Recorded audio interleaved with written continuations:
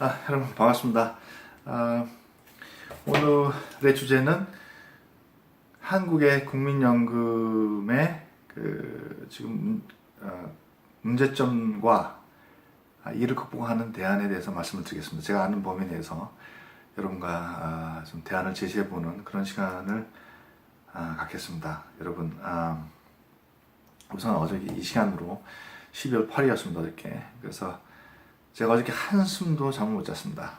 이유는 한국의 국회에서 통과된 박 대통령 탄핵 결의안이 아주 큰 표차로 가결이 된 거에 대한 좀 약간 제 개인적으로 벅차오르는 해외에 있으면 다 이제 애국자가 된다고 그러는데 좀 가슴이 뭉클하고 또 대한민국이 정신 빼놓고는 참 선진의식과 민주주의에 대한 의식, 그 다음에 높은 국민들의 통합된 그런 의지, 이런 것들이 참 국내에서는 어떨지 모르겠지만 해외에서 볼 때는 굉장히 자랑스럽습니다. 개인적으로. 그래서 이거 국회에서 통과된 탄핵 소추안에 대한 가결은 여러분들의 개개인의 승리입니다. 여러분 진심으로 축하드리고, 이번 계기로 좀 많은 분들이 좀 반성을 하고 상식점에서 자기가 잘못했는지 잘못하지 않은 거에 하는지 대한 인식 자체가 그런 영어로 하면 guilty feeling 마저도 상실해버리는, 자기가 무슨 죄를 지었는지를 자기가 죄를 안 졌다고 생각하는 그런 사고의식 체계가 과연 어디서 나오는 건지, 그런 비정상적인 걸 좀 정상적인 사람들로 이렇게 좀 채워줬으면 좋겠다 라는 이번에 좀 큰 바람이 있습니다. 그게 선진국으로 가는 가장 큰 3만 불이고 국민소득이 3만 불이고 4만 불이고 5만 불이고, 그거가 되기 위해서는 사회가 깨끗해야 됩니다. 기본적인 사회가 대부분의 사람들의 인식이 정상적인 수준에서 상식 안에서 통해야 되는 거죠. 그래서 죄를 짓지 않은 사람, 불법을 저지르지 않는 사람들이 적어야, 지하 자산이 적어야 우리가 경제적으로 더 우리가 발달하는 진짜 명실상부한 선진국으로 갈 수가 있는 거죠. 첫 번째 이유는 그것 때문에 잠을 못 잤고, 두 번째 이유는 제 개인적인 탄핵 소추안이 제가 최순실과 관계가 없다고 생각했는데 이제 보니까 저도 관계가 있었어요. 좀 이따가 말씀을 드리겠습니다.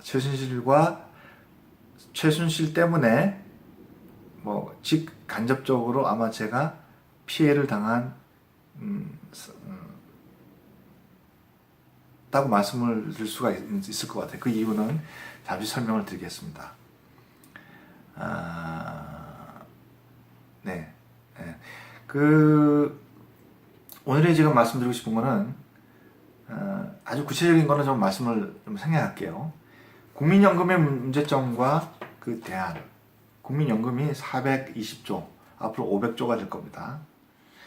400 빌리언 이상이 돼요. 세계에서 두 번째 큰 연금입니다. 첫 번째가 1.2 트릴리언이니까 1경이 넘죠. 1경 200조인가요? 2000조. 1.2경이니까 Japan Pension Service입니다. 가장 크고, 두 번째 큰 게 대한민국 국민연금입니다. 세계에서 두 번째 큰 연금, 가장 큰 첫 번째 문제는 뭘까요? 여러분도 다 아실 거 아닙니까? 국민연금에서 일하는 의사결정을 할 수 있는 분들의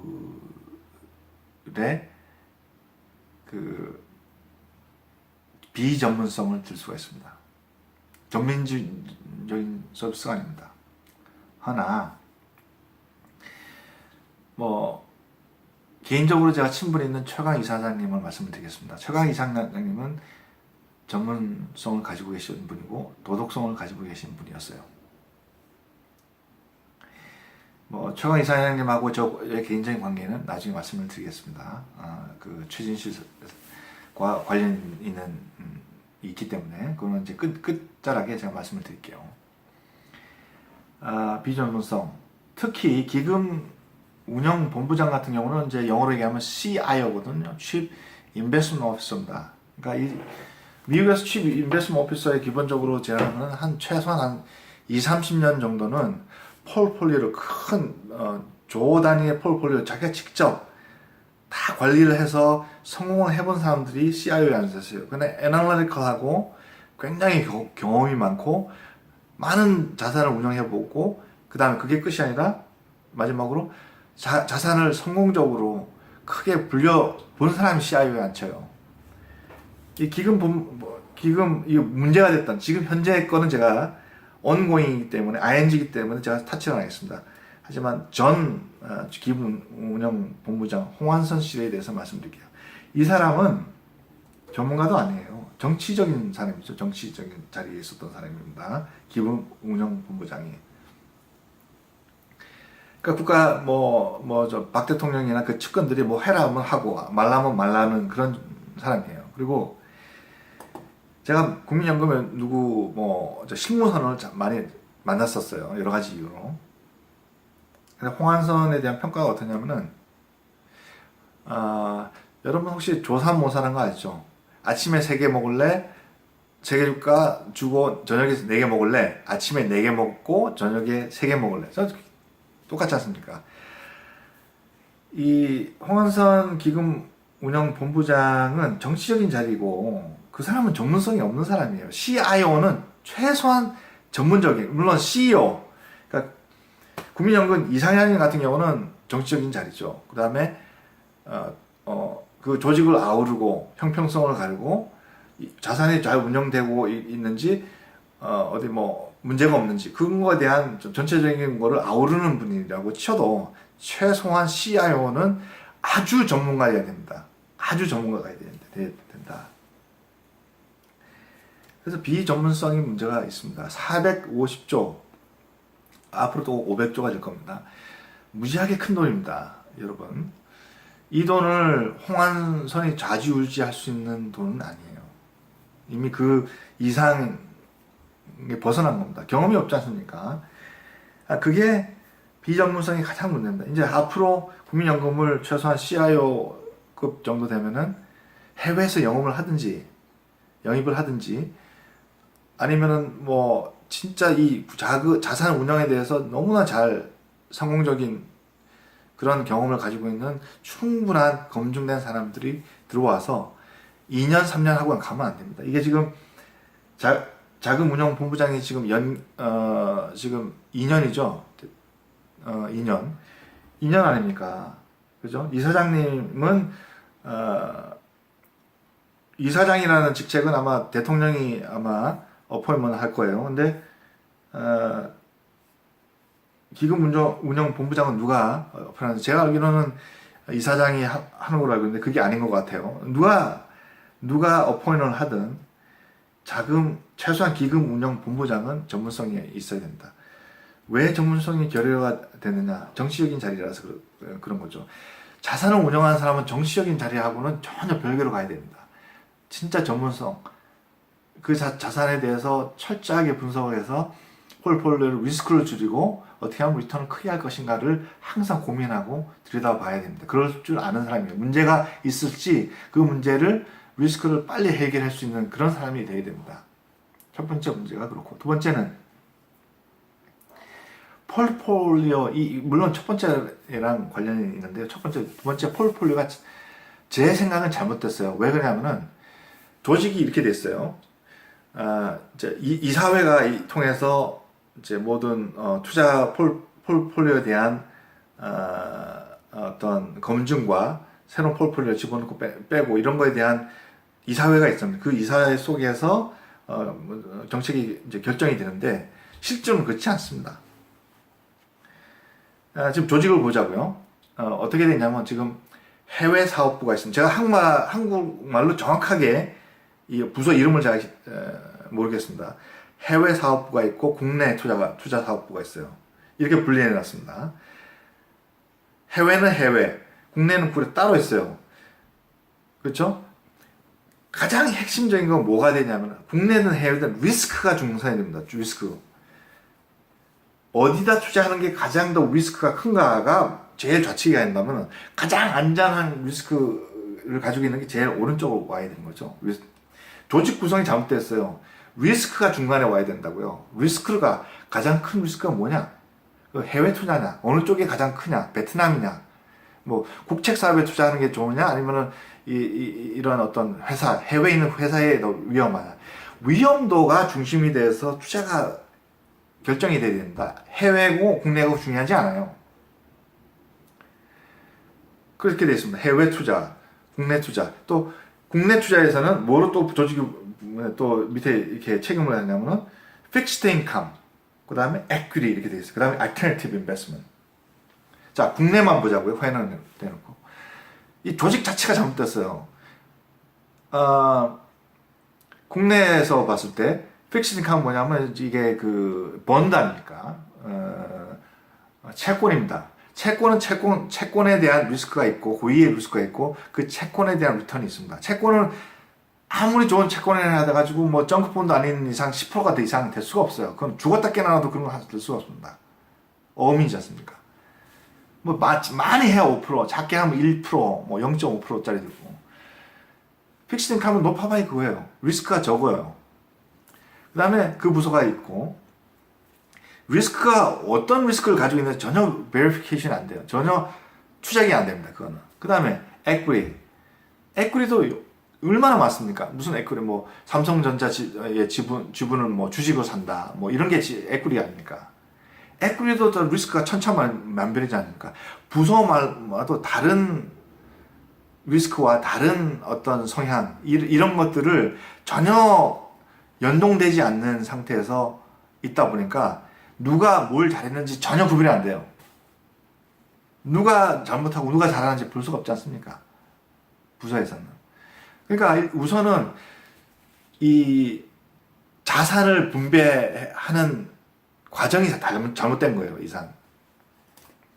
그건 아주 큰 문제입니다. 그리고 국내 알터너티브 인베스트먼트 해보십시오. 대안투자라고 하는 거는 부동산 투자가 대안투자가 아닙니다. 한국은 90%가, 거의 99%가 최근에 뭐 헤지펀드 조금 시작했는데 거의 부동산 투자예요, 사실은. 대안투자라는 것이. 뭐 PE라든지. 근데 그거 말고 해외에서는 수도 많게 디퍼런트 리스크, 뭐 거의 뭐 굉장히 리스크가 적은 것부터 지금 굉장히 큰 돈을 진짜 이렇게 다 잃어버릴 수 있는 그런 리스크가 큰 알터너티브 인베스트먼트, 즉 대안투자가 많습니다. 그거를 어떻게 구별할 거냐? 검증이 안 되게 조직이 만들어 놨어요. 그러니까 검증이 안 되니까 누가 돈을 잃고 더 따고, 이거 뭐가 잘했는지, 누가 상벌이 안 되잖아요. 그러니까 컴페티션이 안 되는 거, 내부적으로. 돈을 운영하는 사람이 컴페티션이 없으면은 어떻게 되냐면 또 약간 국유화된 느낌. 국민 돈이지만 약간 공무원적인 색깔이 강합니다. 월급쟁이고, 퍼포먼스에 대한 리턴, 내가 퍼포먼스 많이 하면 많이 가져가야 되거든요. 그래야지 일을 실무적으로 잘할 거 아닙니까? 그런 거 전문가가 해야 된다고요. 근데 지금 수준은 마치 공무원 연금을 공무원 다루듯이 그렇게 하는 그게 문제입니다. 그렇기 때문에 이 조직 하나만 봐도 이 회사가 과연 효율적인 조직인가 아닌가를 금방 표시가 나지 않습니까? 그죠? 더 이상 깊게 말씀 안 드리겠습니다. 세 번째는 이런 조직이, 이 첫 번째 비전문성, 두 번째 조직의 리스크에 대한 문제, 그 다음 퍼포먼스에 대한 이발리언 추적이 안 된다. 서로 상이한 금융상품을 이렇게 조직화되어 있기 때문에 이게 국내랑 국외랑 비교가 대상이 안 되지 않습니까? 그죠? 미국에서는 세이프 헤븐이라고 그러죠. 리스크가 제일 적은 게 미국입니다. 한국은 리스크가 가장 커요. 미국 시야에서 보면. 근데 한국에서는 그렇지 않을 거 아닙니까? 한국에서 돈이 있으면 리스크가 제일 적고 미국에 오면 리스크가 큰데 사실은 그렇지 않습니다. 한국에 있는 게 훨씬 더 비즈니스 리스크, political 리스크, war 리스크, 그 다음에 그 인플레이션 리스크가 이런 것들 리스크가 훨씬 크고 미국이 훨씬 작은 거죠. 따지고 보면요. 객관적으로 볼 때는. 그러니까 안 되는 거예요. 그게 가장 큰 문제입니다. 조직의 효율성이 떨어집니다. 그렇게 되면. 세 번째는 뭡니까, 여러분? 예? 세 번째가 뭐라고? 여러분들 한번 생각해보세요. 여러분들이 매달 뭐 돈을 내지 않습니까? 예? 세 번째 뭘까요? 해외 투자의 무경험성, 그리고 해외 투자에 대한 간접 투자 방침이 잘못됐습니다. 간접 투자. 그러니까 비전문적인 데다 조직이 이렇게 돼 있으니까 해외 투자한 거는 다 누굴 쓴다? 우리 같은 사람을 쓰는 거예요. 뭐 해외에서 누가 큰 펀드가 메릴 린치에서 누가 왔다, 뭐 JP 모건에서 누가 왔다, 뭐 골드만삭스에서 누가 뭐 큰 자산을 운영하는 저 같은 사람들이 가가지고, 야, 우리가 2조만 줘봐, 우리가 대신 투자해줄게. 근데 이 투자를 어떤 크라이테리아가, 한국이 가지고 있는 크라이테리아가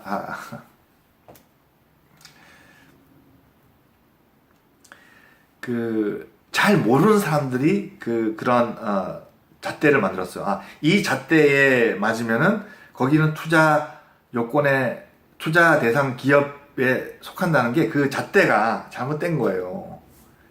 예를 들어 볼까요?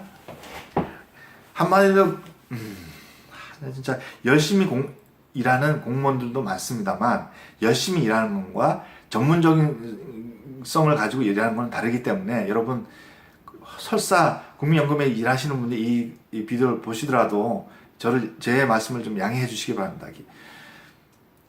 전문적이가 아니에요. 그게 예를 들면 그렇습니다.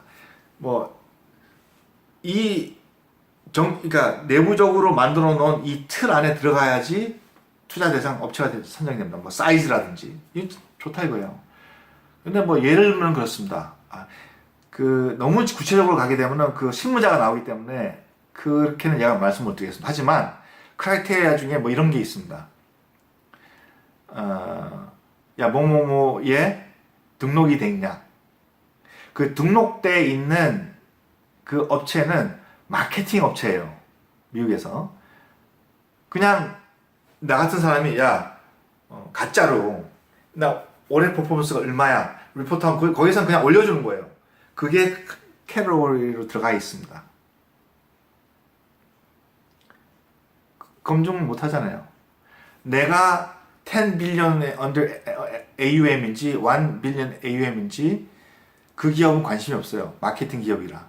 그 기업에 올려서 그 기업의 리스트에 올라가 있으면 내가 국민연금의 크라이테리아 하나에 만족이 되는 겁니다. 리스크가 크죠.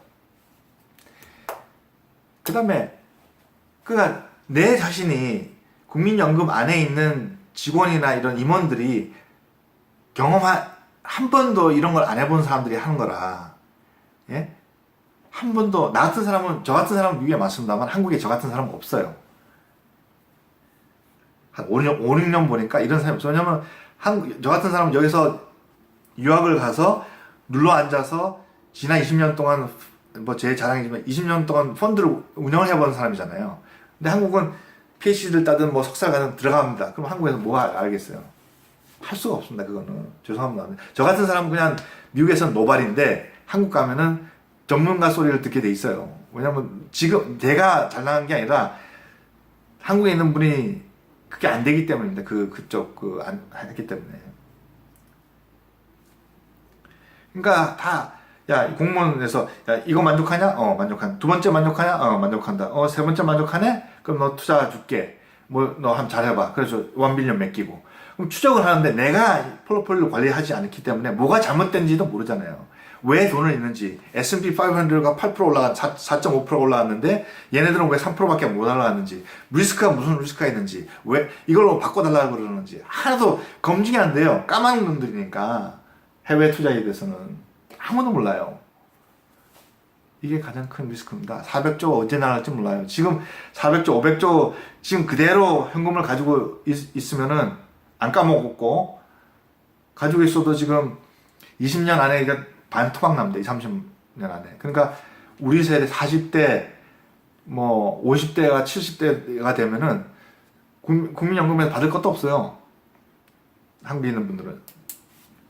내가 붙고 내가 찾아가는 게 아니지 않습니까? 여기 뭐 401k나 펜션 플랜처럼 내가 붙으면 내가 여기는 가져가는. 한국은 내가 붙고 딴 사람이 찾아가는 시스템이에요. 얼마나 억울합니까, 여러분? 얼마나 내시는지 모르겠지만 완전히 계약해야 됩니다. 국민연금. 여러분 거의 500조예요. 500조를 계약 안 하고 지금 이런 식으로 가지고 있으면 한국은 망합니다. 그래서 보십시오. 요거까지만 말씀드릴게요. 제가 한 4-5개를 준비했는데 너무 길어지니까 이제 20분이 지났습니다. 이 말씀. 마지막으로 이 말씀을 드리겠어요. 제가 최광 이사님을 개인적으로 압니다. 몇 번 서울에서 만났었고 이메일도 하고 전화통화도 했습니다. 그래서 원래는 최광 이사님이 저희 뭐 메일린치나 이렇게 있을 때 해외 투자를 해서 최광 이사님이 이 문제를 인식을 하고 계셨어요. 문제를 알고 그거를 개혁하려고 했던 거예요. 그래서 이제 홍한종 제가 이제 누구죠? 한화 그 캐피탈인가요? 거기에 옛날에 CEO 했었던 분이 증인으로 오셔가지고 말씀드린 걸 듣고 제가 아차 싶더라고요. 그게 사실이었구나. 갑자기 우리가 좀 메일린치가 폴폴리에 짜가지고 연 8% 정도 아주 리스크가 낮은 8% 정도의 리턴이 있는 거를 폴폴 저희가 만들어서 좀 그런 관계에서 8%면 큰 겁니다. 큰 돈을 할 때는 저희 뭐 그때는 CEO도 있었고 그렇기 때문에 굉장히 조심스럽게 알차게 폴폴 만들었어요. 근데 갑자기 그만두시겠다는 거예요. 몰랐습니다. 왜 갑자기 그만두셨는지, 외부의 압력이 계셨는지. 이제 지금 들어보니까 국민연금이 삼성에서 삼성이 제일모직인가요? 제일모직 인수 합병하는 것을 사실 그게 너무나 치사하고 진짜 그 갑을관계, 진짜 그러니까 삼성이 얼마나 이 치사한 조직인지, 그 다음에 부도덕한 조직인지 그때 알았습니다. 그 전에도 약간 들었지만, 삼성물산이 자기가 직접 이걸 들어보니까 이재용 씨가 자기가 직접 안 했다고 얘기하잖아요. 근데 결국은 어떻게 됐냐면 이재용 씨가 삼성물산 지분 조그만 걸 가지고 제일모직을 돈으로 사게 되면은 돈이 너무 금전적인 손해가 너무 많지 않습니까? 자기 얼마나 정확하게 모르겠습니다. 지금 기억이 안 납니다만 지분을 가지고 지분으로 사는 거예요. 미국에서 M&A는 뱅크 론을 받아서 자기 돈하고 합쳐서 주식을 컨버트를 시킵니다. 최소한 자기 자본은 들어간다고요. 최소한 양심이 있습니다. 대부분 그렇습니다. 내 M&A를 한다. 야, 내 5 빌리언짜리 한다. 내 돈 1.5 빌리언, 내 캐시. 그다음에 은행에서 1.5 빌리언 빌려서 야, 내가 3 빌리언 줄 테니까 그다음에 스탁 프라이스에 프리미엄 붙여서 줄 테니까 우리 스탁 프라이스가 스위치하자. 이게 정상적인 거거든요. 그러니까 손 안 들고 코 푸는 거잖아요. 그죠? 돈 하나 자기 돈 안 넣고 그냥